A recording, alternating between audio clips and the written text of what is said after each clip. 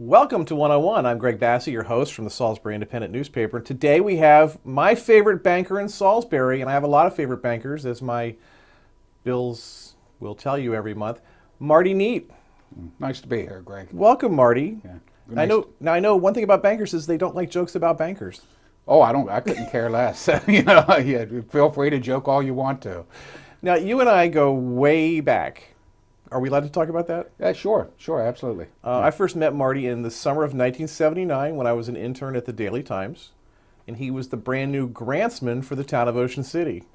True. I'd moved from Western Maryland, from Frostburg, and went to work for Mayor Kelly in Ocean City, and first met you, and I think my first interview was... Exactly. Now, you have no memory of that, I'm sure, but you had kind of long hair.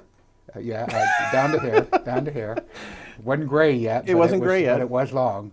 Now, could you have ever imagined, wherever that was, 50 years ago, that you would be sitting here, we'd be here together, us, in Salisbury? Honestly, I can't say that I expected that it would end up traveling these roads, so to speak, but I'm glad we did. That's really cool. Yeah. Now, First Shore Federal is your bank.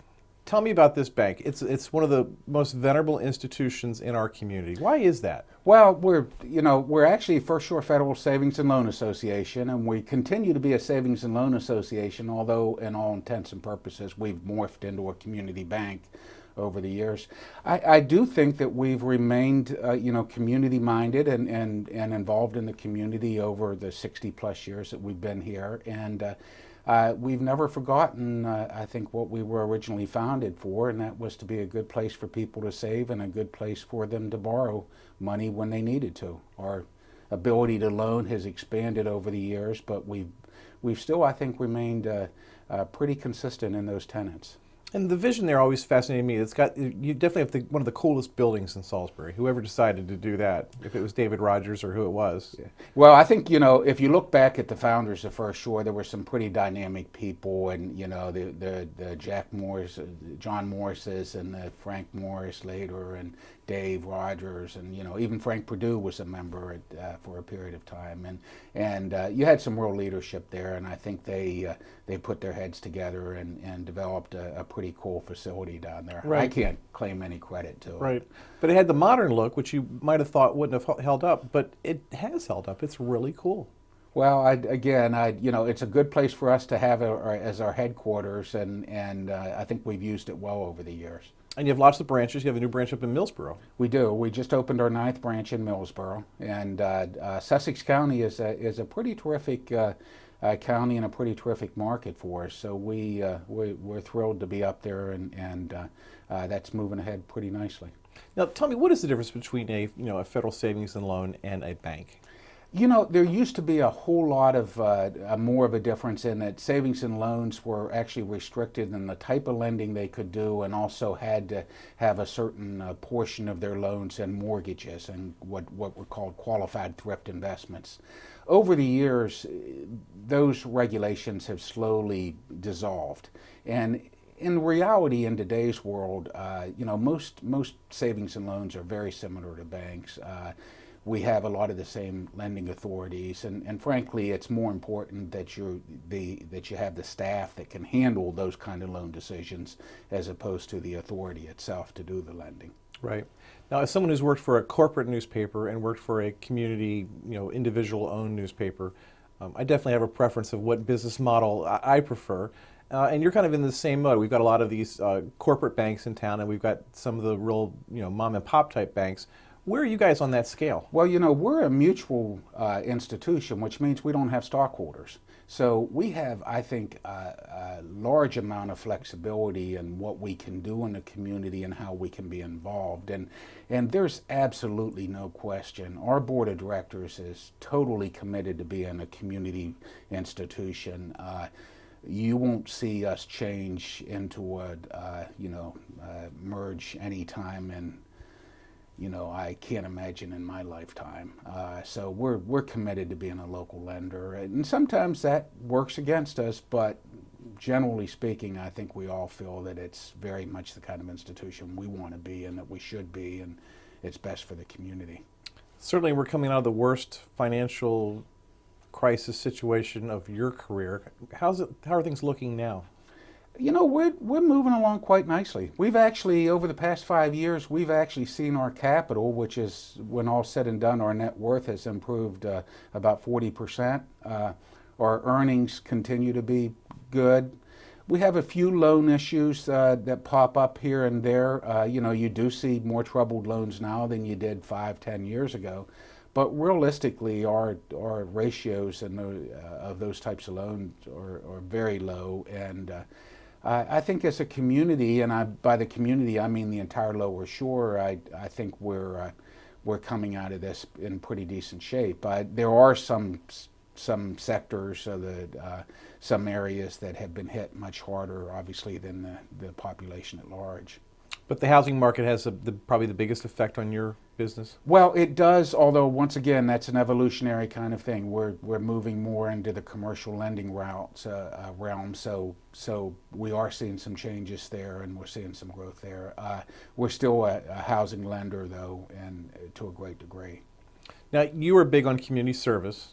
It's kind of amazing that you chose Salisbury to be the town. You could have lived everywhere. You're from Western Maryland. You lived in Ocean City.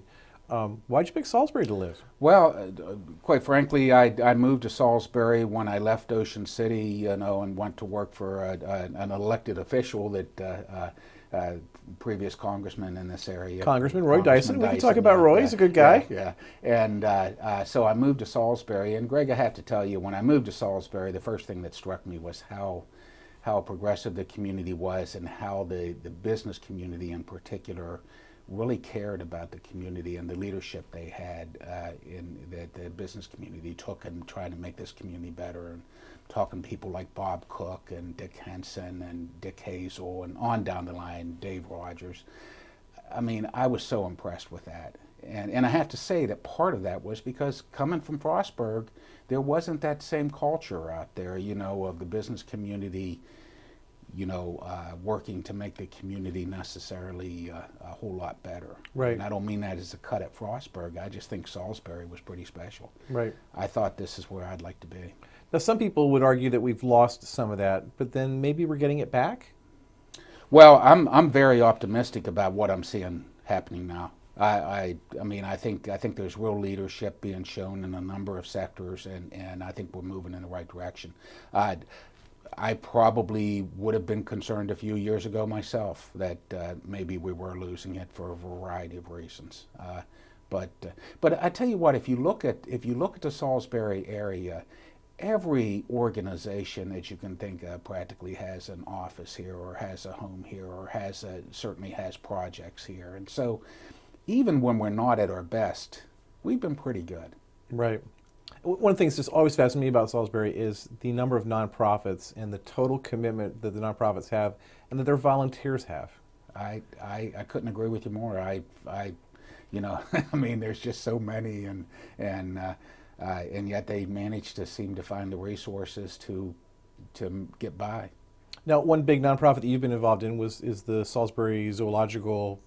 What's it called? There's two. There's actually three Okay. organizations. Yeah, that support our great zoo, zoo. the Salisbury Zoo, the Salisbury Delmarva Zoological Society. Right. Yeah. The Delmarva Zoological Society was actually the fundraising arm on the capital campaign. Right. That you mentioned, and there was, that was an example once again of a project that frankly was undertaken right when the economy started downhill Right. in the late, in '09 and '10, and was having a little bit of a hard time, but then some real leadership by a number of people, including Bob Cook in particular, and Stacy Wasner, and they stepped in and said, "Hey, we're going to make this thing work." And before you know it, our community was behind it, and the good work that was done, Yeah. including a lot that you Yeah. supported in Yeah. your corporate career as Right. well as your Well, recent as a career. corporate entity, it was easy to support the zoo because everyone believes in the zoo. It's something that's immediately identifiable. It's a magnificent resource. Yeah. And what other small community and small community, but what other community in the country has that kind of a resource that and once again, that's an example of somebody well before our time that thought, hey, this would be cool to establish this. It's ironic that the zoo started the same year that First Shore Federal started. Wow, I did in not know that. 53. Wow. Yeah. That's really cool. Yeah. Now, your big thing right now, you are the chairman of the board at Warwick Community College. I am. Yeah. It's a pleasure to be there, and great people, great institution. Really makes a difference, I think, in our community. How important is Warwick to the community? I never really got it until just recently about how. Well, I once heard Morgan Hazel describe it to his dad in very apt terms, and he just looked at him and he said, well, Warwick is where the rubber hits the road. And when all's said and done, the number of jobs that are created from Warwick, the importance of that education, that people are getting, the support of local employers that Warwick provides in training and educating the workforce is just, I think, awesome. And it makes such a big difference in our area and gives so many opportunities to people. So I can't, there's no question in my mind it's incredibly important. So coming off that, or you're on that incredible leadership role right now, and you've just come off being chairman of the hospital. Yeah, that's a real working position. Let me assure you, that's another dynamic organization that means so much to our community. That Peninsula Regional Medical Center is just an awesome community resource, and led by a terrific leader in Peggy Nalepa, but truly just so important to our community, and we can be so proud of the good work that they do. Now, this is awkward, but what is it about you that makes people turn to you for these incredibly important leadership roles in our community? Well, I think they know I need work on my resume, so I need to build my resume. So I've just been fortunate. Right. I've been fortunate. I have the type of job and the type of support system at First Shore, and the type of board of directors that supports those efforts and realizes that what's good for the community is good for First Shore Federal. And so there's always been that support. It also happens. It's also nice that it's something that I enjoy doing. I guess you probably thought you knew about healthcare, but then you get on the hospital board and you realize It's so you don't much, know anything. Greg, it's so true. There was actually a time in my life when I was in high school that I read a book called An American Doctor's Odyssey, and it was about a doctor who, among other things, served during the Johnstown flood. And I remember at that time deciding I wanted to be a doctor, and that lasted till I took my first biology class, and then I decided that maybe there were other pursuits for me, but. So anyway, I do have an interest, obviously, in that area, but it's just the issues that they deal with are just so complex and so significant that I never go to a meeting that I don't leave impressed with how they're handling things. And now, in the same vein, Warwick. You probably thought you knew how a college worked, but Yeah, I actually taught at Salisbury University and an adjunct in the finance department for a number of years, so I thought I knew a little bit about that, and of course I have some education, but truly Dr. Hoy and the leadership over there are so on top of things, and we're so blessed to have that organization, and frankly it needs every bit of support the community can give it, because it makes a huge difference in our community. I know politics has always played a big part in your life, working for Roy Dyson and stuff like that. And you have sort of a Democratic bent. And you're surrounded by all these conservatives. What's your life like in that regard? Well, I married a Republican. Your wife, Marilyn, is very much a Republican, yes. Yeah. And so I can get along with pretty much anybody. And I try not to let my politics enter into control my world. Truthfully, I enjoy the community service aspect of things, and politics was part of that. I'm not overly involved anymore, but every now and then I manage to get myself into trouble there. And it always seemed like you would be someone who should run for something, but you never did. Honestly, I have to say I lost that interest in running a long time ago, and I think I found the way I can serve best in what I'm doing now, and I don't regret that one bit. Your friendship with Norm Conway is pretty public. Why is Norm such a great guy? Well, he's a magnificent resource for this area, and it was just I've never met a harder working man. And we were truly honored and blessed to have been served by Norm Conway. He's the epitome of a public servant who made such a difference in our community. And, I can't, there'll never be another Norm Conway in my lifetime, I'm sure of that, in terms of the impact that guy had for our area. We had Carl Anderton on last week, and you and I both like Carl Anderton, but there's something about the service that Norm was able to provide. Well, and again, no cut at Carl. He's an impressive guy and certainly a very likable guy. Norm, of course, was chairman of the Appropriations Committee and was involved in so many other key positions that you talk about leadership positions. Norm was the epitome of that. Carl and some other members will have to work toward that. And unfortunately, the way the General Assembly is skewed and the limited representation that we have in this area, getting into leadership positions is not the easiest thing in the world. Right. I have to admit that when Cass Taylor, the Speaker of the House, was defeated in 1992, and he was from Cumberland, from my old neck of the woods, I made some comments to my members of my family about how they could possibly not re-elect a speaker. Right. I wish I had read those comments last year. And he lost over gambling. Yeah. He the gambling issue. Yeah, the gambling issue certainly hurt him, and some other issues out there. But and he was in favor of it. And the constituency wasn't. Yeah, and there was also some issues like gun control right. and so forth. And of course, you and I have talked about this before. Whether you do lose touch with your constituents, etc. It's probably not a coincidence that he lost in a redistricting year, as did, of course, Norm. Right. And redistricting does have its impact, and the folks that voted for you in the previous election, a lot of them can't vote for you again. Right. So. One thing I see sort of I think we were raised to have a respect for people who had a long term of public service and who were very much a part of the process and had distinguished themselves within the halls of Annapolis or Washington.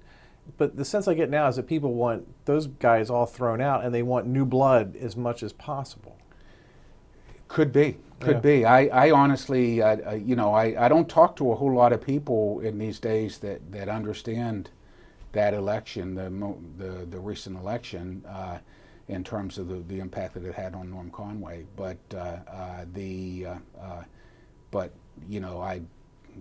the people spoke, and we'll move onward and upward, as the saying goes. The one I used to watch in the Senate all the time was Robert Byrd from West Virginia, who they basically built the Capitol around him. Sure. Yeah.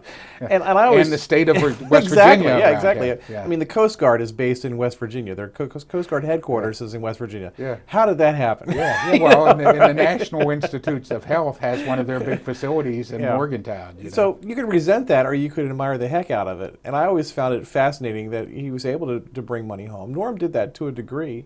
Someone said, and it might have even been you, said if you stand anywhere in Salisbury and look around 360, you're going to see something that Norm is responsible for. I'm sure that's true. I didn't say that, but I'm sure that's true. Again, the guy quietly, he used to talk, and he still talks, I'm sure, about One Maryland, about the fact that a problem anywhere in Maryland is a problem for the state of Maryland, and he believes that. And so he was always fair, I think, in making sure from the appropriation standpoint that the resources of the state were spread around as much as possible. But that being said, all you have to do is you look at Warwick, you look at Salisbury University, you look at the zoo, you go down the line, and the impact that Norm Conway had on this community was immense, and will continue to be immense for our lifetime and beyond. Yeah, I always thought maybe he would retire and then come back and run for mayor. Because he always should have been the mayor. Well, you might talk to Jan about that. No, I think she's done with all that. Yeah. That's pretty funny. You talk about doing more in the commercial lending and stuff. What are you seeing out there from people who run businesses? What are they doing wrong in their business that doesn't win the appeal of bankers, or that bankers are alarmed about? Well, I think the bottom line is that for businesses that you've got to create the cash flow to be able to pay your debt and to fund your operations, and it's important also that cash flow is reflected in your financial statements. So you need to be able to have folks that understand just what your financial statement says, and then work with your banker to come up with a plan that best suits your needs.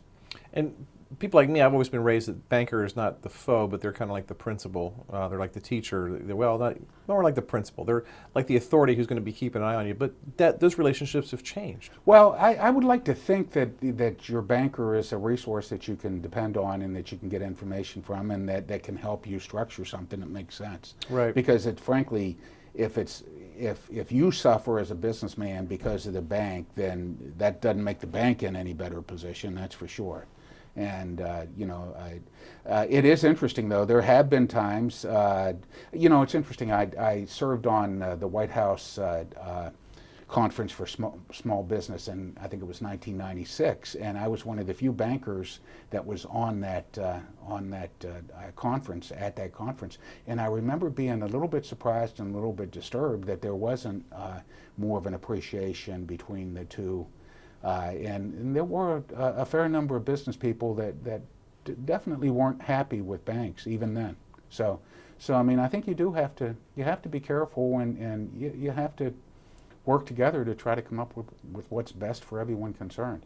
Right, and I think people don't understand there's a big difference between the Wall Street banks and the local banks. Oh, absolutely. I mean, I'd like to think there is. Yeah. I'd like to think that we're able to make decisions and make judgments that make sense.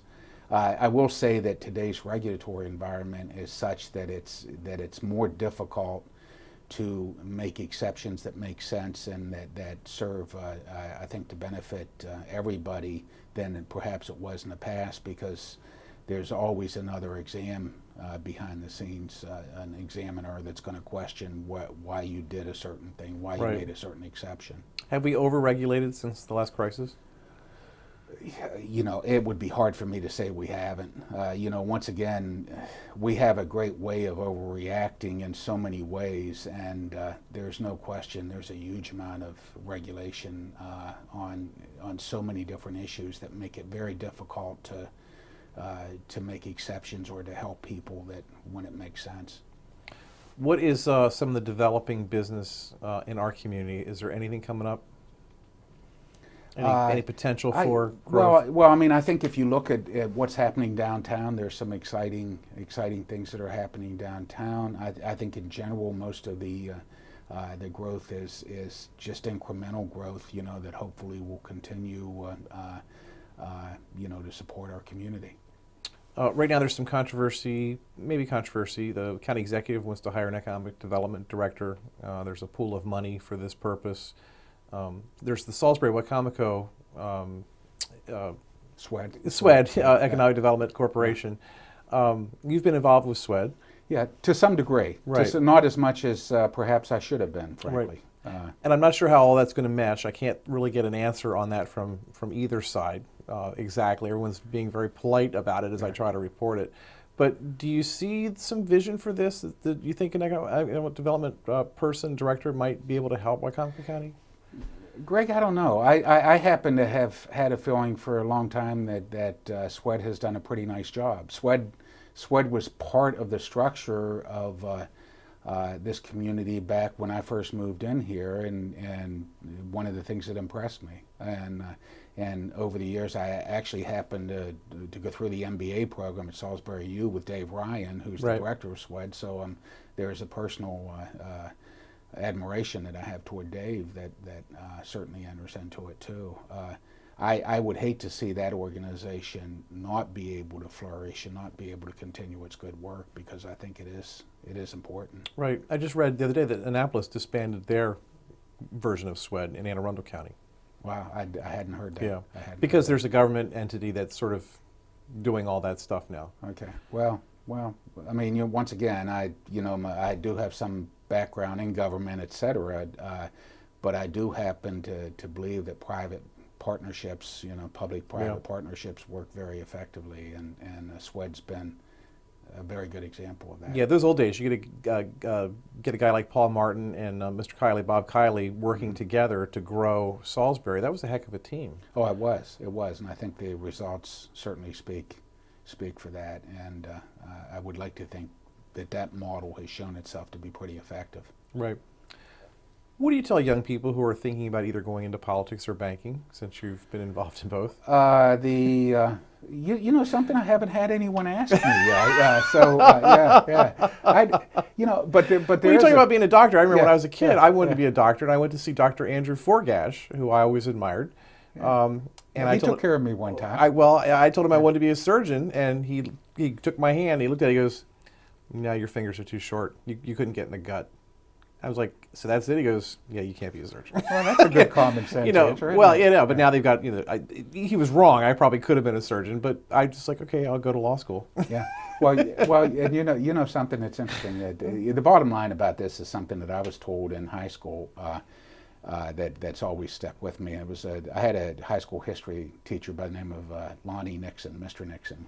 I called him Lonnie one time, and he admonished me, so it's Mr. Nixon.